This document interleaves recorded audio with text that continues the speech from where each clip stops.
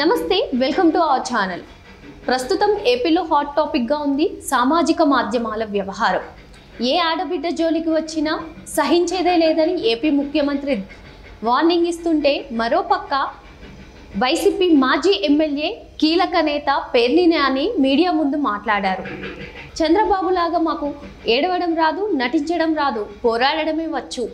మా పైన, మా భార్య పైన, అలాగే కాకుండా మా ప్రధాన నేత జగన్ కుమార్తెలపైన, జగన్ భార్య పైన అసభ్యకర పోస్టులు వస్తున్నాయి. దీనికి డీజీపీ ఏం సమాధానం చెప్తారంటూ ఆయన మండిపడ్డారు. మరి ఈ విషయాలపై మనతో చర్చించడానికి సీనియర్ జర్నలిస్ట్ దుర్గకుమార్ సార్ ఉన్నారు. సార్ నమస్తే. సార్ నమస్కారం అమ్మా శ్రావణి, మన వీక్షకులు కూడా నమస్కారం. సార్ చెప్పండి సార్, 2019 నుంచి 2024 వరకు మనం చూసినట్లయితే వైసీపీ హయాంలో ఎంతవరకు బూతులు అనేవి వినిపించాయో మనకు తెలిసిన విషయమే సార్. అలాంటిదే ఇప్పుడు పేర్ని నాని గారు ఏమంటున్నారంటే, మా పైన, మా భార్య పైన, జగన్ భార్య కుమార్తెల పైన కూడా మాకు అసభ్యకర పోస్టులు వస్తున్నాయి. దీనిపై డీజీపీ ఏం సమాధానం చెప్తారు అంటున్నారు సార్. వాళ్ళపై వచ్చే అసభ్యకరమైన పోస్టులు ఇక్కడ టీడీపీ వాళ్ళ మీద వచ్చిన దాంట్లో చూస్తే 1% ఉంటుందేమో సార్ నాకు తెలిసినంత వరకు. మరి దీనిపై మీరు ఎలా స్పందిస్తారు? ఇప్పుడు ఎవరికైనా ఒక విశ్వసనీయత అనేది ఉండాలమ్మా, పార్టీలో కానీ వ్యక్తులకు కానీ. రాజకీయంగా ఆ పార్టీ అధికారంలోకి రావాలన్నా, లేకపోతే ఆ వ్యక్తి ఒక పదవిలోకి రావాలన్నా విశ్వసనీయత పోయిన తర్వాత ఎవరికైనా కూడా ఇంకా విలువ ఉండదు. అట్లాగే జగన్మోహన్ రెడ్డి గారు తెలుగుదేశం కూటమి అధికారంలోకి రాగానే ఒక నెల కాకుండానే ఢిల్లీ వెళ్ళిపోయి 30 రాజకీయ హత్యలు జరిగిపోయినాయి, వెంటనే ఈ ప్రభుత్వాన్ని రద్దు చేసి రాష్ట్రపతి పాలన పెట్టమన్నాడు. 30 హత్యలు జరిగినాయా అనేది ఆయన ముందు ఆలోచించుకోవాలి. తర్వాత ఆయన దగ్గర లిస్టు కూడా ఉండాలి, ఎక్కడ ఏ పోలీస్ స్టేషన్లో జరిగినాయి, ఆ చనిపోయిన వ్యక్తుల పేర్లు, కౌంట్ నెంబర్ కూడా సార్. మనం జగన్ చూస్తే ఒకటి చెప్పారు, మిగతా రోజా చూస్తే ఒకటి చెప్పారు. తర్వాత అట్లాగే అత్యాచారాలు పెరిగిపోయినాయి అని చెప్పి ఇన్నో నంబర్లు వేలు అన్నారు. అట్లాగే సోషల్ మీడియా కార్యకర్తల మీద వాళ్ళు అసభ్యమైనటువంటి లేకపోతే బెదిరింపులతో పెట్టినటువంటి సోషల్ మీడియా పోస్టింగ్లకు సంబంధించి అన్ని ఎలక్ట్రానిక్ మీడియాలోనూ సోషల్ మీడియాలో వైఎస్ఆర్సీపీ నాయకులు మాట్లాడిన మాటలకు సంబంధించిన వీడియోలు అందరూ కూడా చూశారు. అప్పటికి కూడా వాళ్ళ మీద చర్య తీసుకోలే కానీ దీన్ని అదునుగా తీసుకుని, అవకాశంగా తీసుకుని, ఒక బలహీనతగా తీసుకుని ఇంకా పెట్టేగిపోతున్నప్పుడు క్యాబినెట్లో సమావేశంలో ఒక నిర్ణయం తీసుకుని దీన్ని ఒక సామాజిక సమస్యగా తీసుకోవాలి. మహిళల మీద కూడా చాలా పెచ్చు మీరి పోస్టింగ్లు పెడుతున్నారు, వాళ్ళ వ్యక్తిత్వ హననం చేస్తున్నారు. రాజకీయాలతో సంబంధం లేని వ్యక్తుల మీద కూడా వీళ్ళు పెడుతున్నారు పోస్టింగ్లు.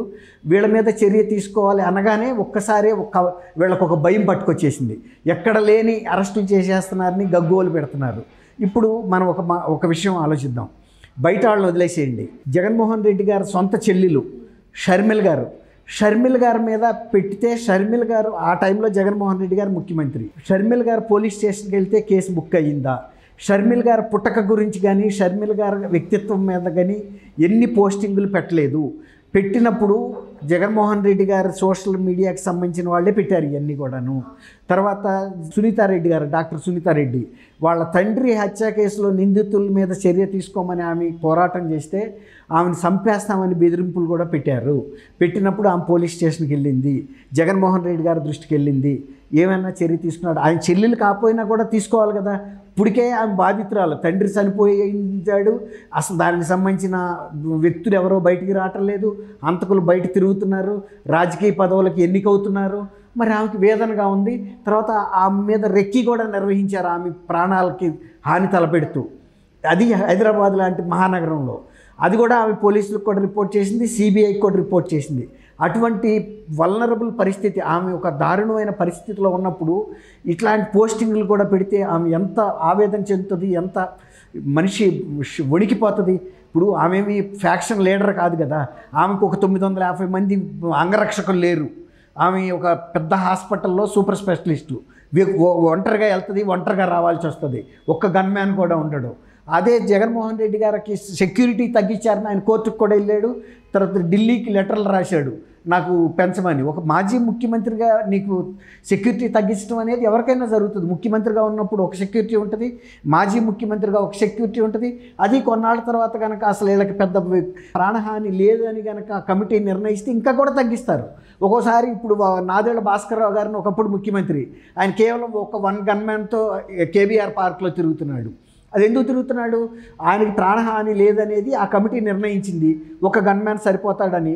ఆయన కూడా ఏం ఫిర్యాదు చేయట్లేదు. ఎందుకంటే నేను పెద్ద వయసు వచ్చేసింది, నాకు ఎప్పుడో ఒక 30 ఏళ్ళ నాడు 40 ఏళ్ళ నాడు చేశాను ముఖ్యమంత్రిగా, కాబట్టి నాకు ఇది సరిపోద్ది అనుకున్నాడు. అంతేగాని ఇప్పుడు మనం ఏదైనా ఫ్యాక్షన్లో ఉండో ఇతరులకు హాని చేసినప్పుడో మనకు భయం ఎక్కువ ఉంటుంది. అలా ముఖ్యమంత్రిగా ఉన్న టైంలో కూడా ఆయన చాలా భయపడ్డాడు. ఇప్పుడు ముఖ్యమంత్రిగా చంద్రబాబు నాయుడు గారు వచ్చాడు. ఆయన వచ్చిన తర్వాత నాకు తాళ్ళు పట్టుకోవద్దు, చెట్లు కొట్టొద్దు, తలుపులు మూయించొద్దు అని చెప్తున్నాడు కదా. అంటే ఇప్పుడు ఈ సోషల్ మీడియాలో పోస్టింగ్ల గురించి కూడా వీళ్ళు ఇంత హడావిడి ఎందుకు చేస్తున్నారంటే వాళ్ళ మీద కేసులు ఫైల్ అయ్యే పరిస్థితి వచ్చింది. కాబట్టి ఇప్పుడు దాని నుంచి తప్పించుకోవడానికి డిఫెన్స్లో వీళ్ళ మీద అంటున్నారు. ఒకవేళ నిజంగానే ఎవరన్నా సోషల్ మీడియాలో పోస్టులు పెడితే కాపాడమని కూటమి ప్రభుత్వంలో ముఖ్యమంత్రి కానీ ఇతర మంత్రులు కానీ చెబుతారా? చంద్రబాబు నాయుడు గారు ఏం చెప్పాడు?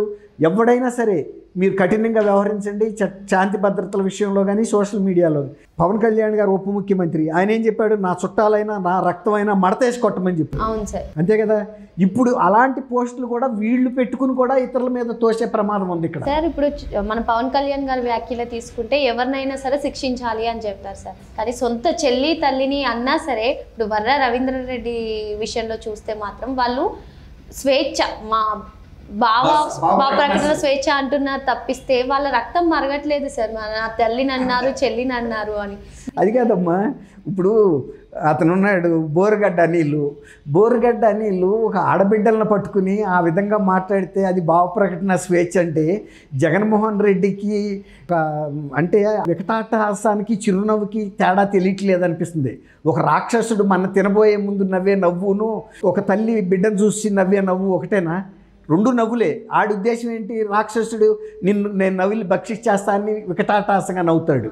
అట్లా వాడు ఆడబిడ్డల మీద అంత నింద మాట్లాడి వాళ్ళని ఏదంటే అది చేస్తానంటే, అంటే నా నోటితో అనొద్దు, నేను 66 ఇయర్స్ పర్సన్ని, ఒక ఆడబిడ్డలను అట్లా మాట్లాడితే అది భావ ప్రకటన స్వేచ్ఛ అని ఈయన సమర్థిస్తుంటే, పేరుని నాని సమర్థిస్తుంటే, పేరుని నాని ఫాదర్ కూడా ఒక ట్రేడ్ యూనియన్ లీడరు, ఒక హ్యూమనిస్టు, ఆయన మానవతావాది, ఆయన ఎవరి పట్ల అయినా బేదల పట్ల మాట్లాడాడు ఒక లాయర్గా. ఇప్పుడు పేరుని నాని రాజకీయంగా మాట్లాడుతున్నాడు. కానీ ఆయన కూడా ఒకప్పుడు మంచి మాట కూడా చెప్పాడు జగన్మోహన్ రెడ్డితో. జగన్మోహన్ రెడ్డి గారు, నీ మూలాన అనేక మంది కార్యకర్తలు, వైఎస్ఆర్సీపీ కార్యకర్తలు, నాయకులు కోట్లాది రూపాయలు నష్టపడ్డారు, మీ కుటుంబాన్ని నమ్మి మీరంతా ఐకమత్యంతో ఉంటారు అనుకున్నారు, కానీ మీ కుటుంబంలో ఉన్న తగాదాల మూలాన పార్టీ పతనం అయ్యింది, దీని మూలాన నష్టపడ్డారు, ఇప్పుడుకైనా మీరు సామరస్యంగా మీ కుటుంబ సమస్యను పరిష్కరించుకోమని సలహా చెప్పాడు. కానీ జగన్మోహన్ రెడ్డి గారు విన్నాడా?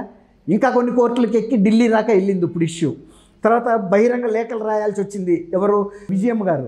ఎందుకంటే పరిస్థితి ఆమె కడుపు చించుకుంటే కాళ్ళ మీద పడుతుందని తెలుసు, కానీ చించుకోవాల్సిన పరిస్థితి, ఎందుకంటే కడుపులో ఇంకా బాధ ఎక్కువైంది ఆమెకి. ఎందుకంటే కొడుకు మాట వినే పరిస్థితుల్లో లేడు, అందుముందు ప్రజల ముందు పెట్టేసుకుంది బాధ. తర్వాత యేసుక్రీస్తు మీద పెట్టింది, నేను యేసయ్యను నమ్ముకున్నాను, ఆయనన్నా పరిష్కరిస్తాడనే ఒక దేవుడి మీద ఆఖరి ఆశ. ఇప్పుడు ఉన్నంతవరకు మనం తల్లి కన్నా మించిన జడ్జి ఎవరుంటారు? ఒక సుప్రీంకోర్టు జడ్జి కూడా వాళ్ళ కుటుంబంలో జరిగిన ఆస్తుల పంపకాన్ని చేయలేడు, కానీ తల్లిగా తను చేయగలదు. కానీ ఆ తల్లి మాట ఇవాళ వినే పరిస్థితుల్లో ఆయన ఉన్నాడా? తల్లినే ప్రశ్నిస్తున్నాడు. తల్లికి ఇచ్చిన వాటాలు కూడా నాకు వెనక్కి ఇచ్చేయమని చెప్పి సంస్థ దగ్గర ట్రిబ్యునల్కి వెళ్ళాడు. ఇప్పుడు పేర్ని నాని మాటలు చూస్తే చంద్రబాబులా నటించడము, ఏడవడము మాకు రాదు, పోరాడమే వచ్చన్నారు సార్. నిండు సభలో ఆయన సతీమణి అంటే ఆయన దుఃఖంతో మనకు తెలిసిన సంగతే సార్. ఆయన కుమారుని పైన, ఆయన సతీమణి పైన బాబు గారు ఎంత బాధపడ్డారు. అలాంటి విషయాన్ని ఈయన నటించడం రాదు, ఏడవడం రాదు అని ఈ వ్యాఖ్యలను మనం ఎలా తీసుకోవాలి? ఇప్పుడు విజయం గారు కూడా కళ్ళనీళ్ళు పెట్టుకుంది కదమ్మా. విజయం గారు పెట్టుకోలేదా? ఆ రోజున ఆమెని గౌరవ అధ్యక్ష పదవి నుంచి ఒక బహిరంగ సభలో రాజీనామా చేయించి పెట్టినప్పుడు కళ్ళనీళ్ళు పెట్టుకుంది. అయినా కూడా కొడుకు కాబట్టి ఏం మాట్లాడలేకపోయింది కదా. అనేక సందర్భాల్లో ఆమె కళ్ళనీళ్ళు పెట్టుకుంది. ఒకసారి ఇక్కడ జగన్ ప్రభుత్వం గురించి ఆంధ్రప్రదేశ్లో ఎట్లా ఉంది అని అడిగితే షర్మిల గారి గురించి ప్రచారం చేస్తూ, ఎందుకులే అయ్యా జగన్ ప్రభుత్వం గురించి ఇక్కడ మాట్లాడుకోవటం అంది. ఏం చెప్పలేక, ఇప్పుడు వ్యతిరేకంగా చెప్పొచ్చు అతని ప్రభుత్వం బాగాలేదని తల్లి, కాబట్టి ఆమె మాట్లాడటానికి నిరాకరించి తప్పించుకుంది. అట్లా ఇప్పుడు తల్లిని ఆ రకంగా ఇబ్బంది పెట్టాడు. తల్లి ఇప్పుడు ఎవరికైనా కూడా ఒక భార్యని, జీవిత భాగస్వామిని పట్టుకుని ఆ విధమైన మాటలంటే మనిషి అన్న తర్వాత కళ్ళనీళ్ళు రావా? మన శరీరంలో ఏముంది? విషం ఉందా? సారా ఉందా? మన శరీరంలో రక్తం ఉంది, ఎముకలు ఉన్నాయి, మాంసం ఉంది, కళ్ళు ఎందుకున్నాయి? నవ్వటానికి ఉన్నాయి, కన్నీళ్ళు పెట్టుకోవటానికి ఉన్నాయి. బాధ వచ్చినప్పుడు వస్తుంది, సంతోషం వచ్చినప్పుడు కూడా కళ్ళ నీళ్ళు వస్తాం అనేది మనిషి నైజం. రాక్షసులకి రాకపోవచ్చు, ఎందుకంటే రాక్షసులు తెలిసే చేస్తారు నేరాలు.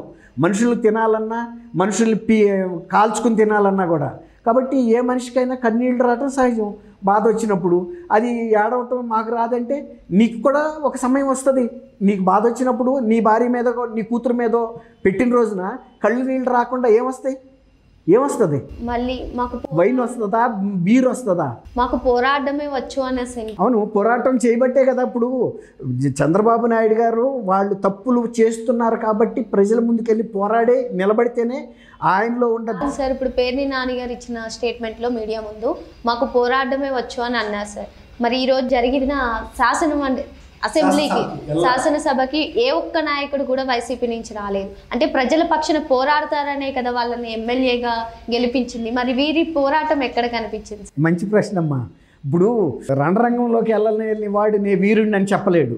ఇప్పుడు కురుక్షేత్రం ఉంది, కురుక్షేత్రం జరుగుతున్నప్పుడు ఇంట్లో కూర్చున్నాడు వీరుడు ఎట్లా అవుతాడు? నువ్వు బతికిందే ఒక వీరుడు.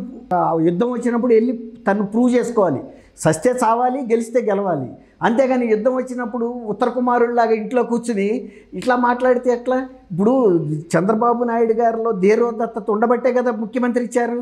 అదే కనుక ఈలాగా కనుక శాసనసభకి వెళ్లకుండా, ప్రజల్లోకి వెళ్లకుండా పబ్జీ ఆడుకుంటాను ఇంట్లో కూర్చుంటే ఆయన వాళ్ళ ముఖ్యమంత్రి అవడు కదా. కానీ ముఖ్యమంత్రిగా చేసిన జగన్మోహన్ రెడ్డిని వాళ్ళు ఎందుకు ప్రతిపక్ష నాయకుడిగా కూడా ఉంచలేదు? ముఖ్యమంత్రిగా నువ్వు సరైన పెర్ఫార్మెన్స్ చేయలా, ప్రజల పట్ల నువ్వు బాధ్యతగా వ్యవహరించలా. నువ్వు ఆర్థికంగా బలపట్టానికి ఉపయోగించుకున్నావు కానీ పదవిని ప్రజలకు మేలు కోసం ఉపయోగించలేదు. తర్వాత ప్రజల కోసం నువ్వు పోరాడలేదు. ఇప్పుడు కూడా మొన్నప్పుడు అమరావతి పోరాటం చేస్తున్నారు రైతులు. నీ ఇంటి పక్కన 5 సంవత్సరాలు మహిళా రైతులు పోరాటం చేస్తే వాళ్ళ మీద దాడులు చేయడానికి నువ్వు పోలీసులను ఉపయోగించావు. కానీ ఒక్కరోజు వెళ్ళి అక్క చెల్లి మీ సమస్య ఏంటని అడిగాడా? అందులో ఎస్సీ చెల్లెళ్ళు లేరా, ఎస్టీ అక్కలు లేరా, బీసీ చెల్లెళ్ళు లేరా, మైనార్టీ అక్కలు లేరా? అన్ని వర్గాల ప్రజలు అందులో ఉన్నారు కదా. నువ్వు చెబుతున్నావు కదా ఈ వర్గం చెల్లెలు, ఆ వర్గం చెల్లెలు అని. మరి ఆ వర్గం చెల్లెళ్ళు పక్కనే ఆందోళన చేస్తున్నప్పుడు వెళ్ళలేదు. నీ సొంత చెల్లెళ్ళు కులాలు తీసి పక్కన పెట్టు. రక్తం పంచుకు పుట్టిన చెల్లెలు షర్మిలకి నువ్వు ఏం న్యాయం చేశావు? సొంత బాబాయ్ కూతురికి ఏం న్యాయం చేశావు? నిన్ను ముఖ్యమంత్రి చేయటం కోసం బైబిల్ పట్టుకుని రాష్ట్రం అంతా తిరిగి తను పరపతిని అడ్డం పెట్టి నిన్ను ముఖ్యమంత్రి చేసిన తల్లికి ఏం న్యాయం చేశావు? కాబట్టి సోషల్ మీడియాను ఉపయోగించి వాళ్ళు ఎంత అరాచకాలు చేయాలో చేశారు. ఇవాళ సోషల్ మీడియా మీద ఉక్కుపాదం పెట్టారు కాబట్టి ఇవాళ చంద్రబాబు నాయుడు గారు నైతిక బలాన్ని దెబ్బతీయాలనుకుంటున్నారు. కానీ ఇంకొక రకంగా వాళ్ళ నైతిక బలమే దెబ్బతింటుంది. ఆ రోజు మళ్ళీ అటువంటి దుస్సంఘటన గుర్తు చేసి మేము చంద్రబాబు నాయుడు గారు కంట నీరు పెట్టించాము, ఈ రకంగా వ్యవహరించని మళ్ళీ గుర్తు చేస్తున్నారు. మళ్ళీ ఇంకొక 5 ఏళ్ల పాటు కూడా వాళ్ళు మళ్ళీ అధికారంలోకి వచ్చే అవకాశం ఉండదు. సార్ ధన్యవాదాలు. థ్యాంక్ యూ అమ్మా శ్రావణి, మన వీక్షకులు కూడా.